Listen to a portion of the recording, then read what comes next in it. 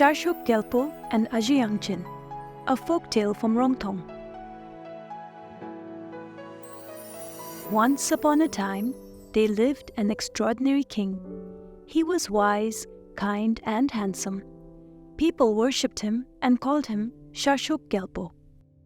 In his search for a bride, Sharchog Gyalpo's travels took him to a small kingdom where the king had 9 beautiful daughters. Because Sharchog Gyalpo wanted to choose a bride who was equally wise and kind, he did not reveal his identity to anyone. Instead, he entered the kingdom disguised as a tramp in tattered clothes. He begged the king for shelter in the palace. The generous king not only allowed him to stay in the palace, but also employed him to help the princesses with their chores. One morning, Sharchog Gyalpo was called upon to assist the eldest princess to the pasture land. The princess packed rich, delicious food for herself and just plain flour for him. When they reached a river, the princess said to Sharchog Gyalpo, "I am a princess and you are my servant. You must carry me on your back and cross the river, for I do not wish to wet my feet." Sharchog Gyalpo obediently carried her across the river. She did not even thank him for his help. The princess did not want to eat with him as she felt he was a lowly servant. So she made him wait while she ate her lunch alone. Then she went off to take a midday nap while he ate. Oblivious to her, Sharchog Gyalpo took out a gold ring from his hemchu while she slept and tried it on her ring finger. The ring slipped off the finger. He was very relieved and thought, she is not the woman destined for me, and I am glad for it. After her refreshing nap, the princess was ready to milk the cows. She said to Sharchog Gyalpo, "There are too many cows to milk and I do not wish to squat for long. You must bend near the cows so that I can sit on your back while I milk them."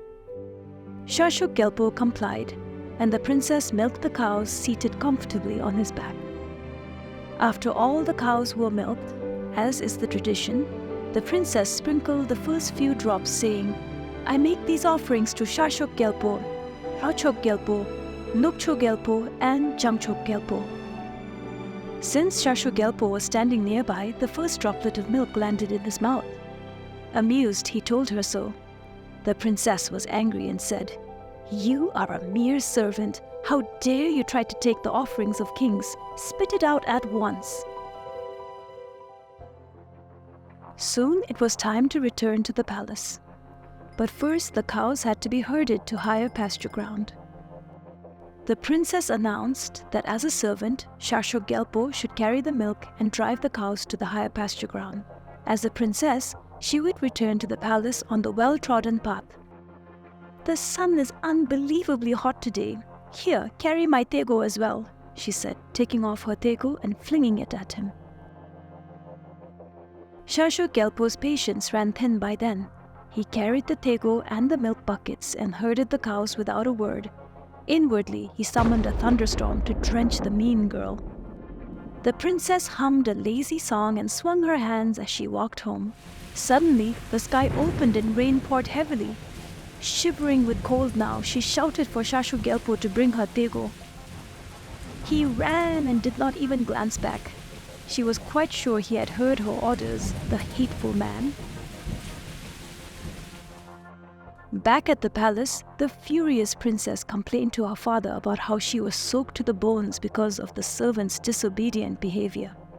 When the king demanded Sharchog Gyalpo to explain himself, he said, "In the downpour, I heard the princess order me to run as fast as I can so that the rain will not ruin her fine tego. I was only following orders, la." The king was convinced by Sharchog Gyalpo's account and told his daughter to stop complaining. And so it happened exactly the same with the next 7 sisters. On the 9th morning, it was the youngest princess, Aiyang Chin's turn to go to the pasture land. Aiyang Chin packed delicious food for both of them. When they reached the river, Sharchog Gyalpo stooped so the princess could climb on his back to cross the river. Aiyang Chin was startled by this action and asked what he was doing. He explained the way of things with the other princesses. Aiyang Chin said, "I may be a princess, but I am capable of crossing the river on my own. If you insist on helping me, hold my hand as we cross the river." Sharchog Gyalpo held Aiyang Chin's hand as they crossed the river. She smiled and thanked him when they reached the other bank. When it was time for lunch, Aiyang Chin took out the food and insisted that they eat together as equals. Sharchog Gyalpo was charmed by her grace. When the princess took her midday nap after the meal, Sharchog Gyalpo again took out the gold ring and tried it on her ring finger. It was a perfect fit. He was relieved and thought, she is the woman destined for me, and I am glad for it. After her refreshing nap, the princess was ready to milk the cows. When Sharchog Gyalpo bent low so that she could seat herself on his back while she milked the cows, she was taken aback. She said to Sharchog Gyalpo, "My sisters may have chosen to humble you, but I shall not. We will finish the work faster if you milk half the cows and I the other." Sharchog Gyalpo was happy to oblige. They did finish the chore faster, and it was much easier on his knees and back. After all the cows were milked, as is the tradition, the princess sprinkled the first few drops, saying, "I make these offerings to Sharchog Gyalpo, Rongthong Gyalpo, Nupcho Gyalpo, and Jangcho Gyalpo." Since Sharchog Gyalpo was standing nearby, the first droplet of milk landed in his mouth. Amused, he told her so. The princess answered good-naturedly, "If it landed in your mouth, it must be for a reason. Enjoy." Soon it was time to return to the palace. But as all the times before, the cows needed to be herded to higher pasture ground. Sharchog Gyalpo offered to carry the milk and drive the cows to the higher pasture ground.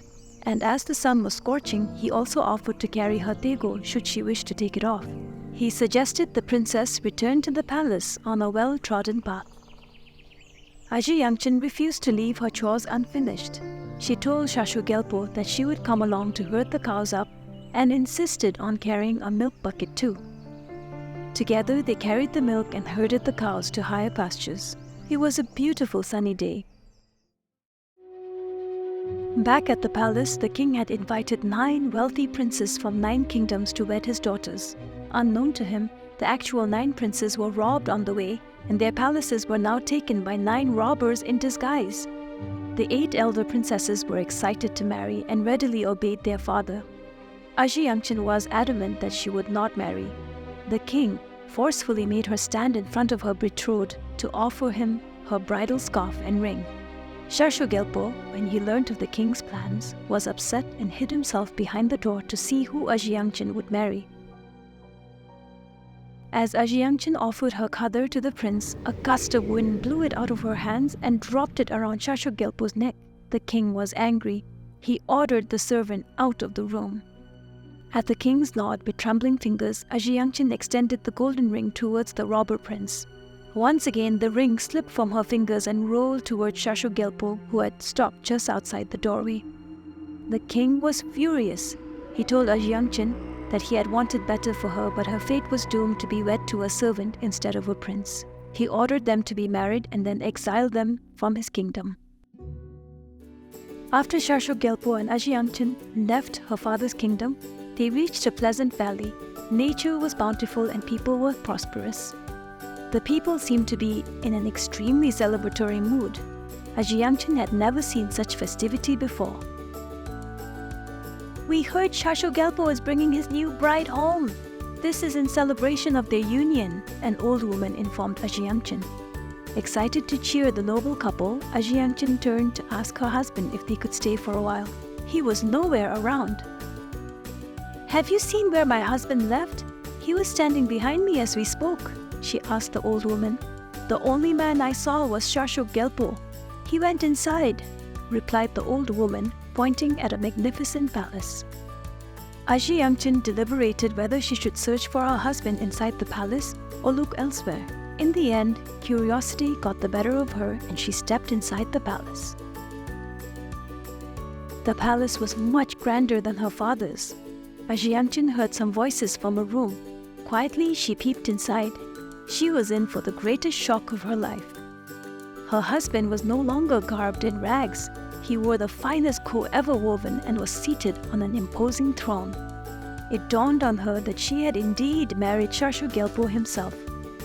After he explained his reasons for the disguise, they lived happily ever after.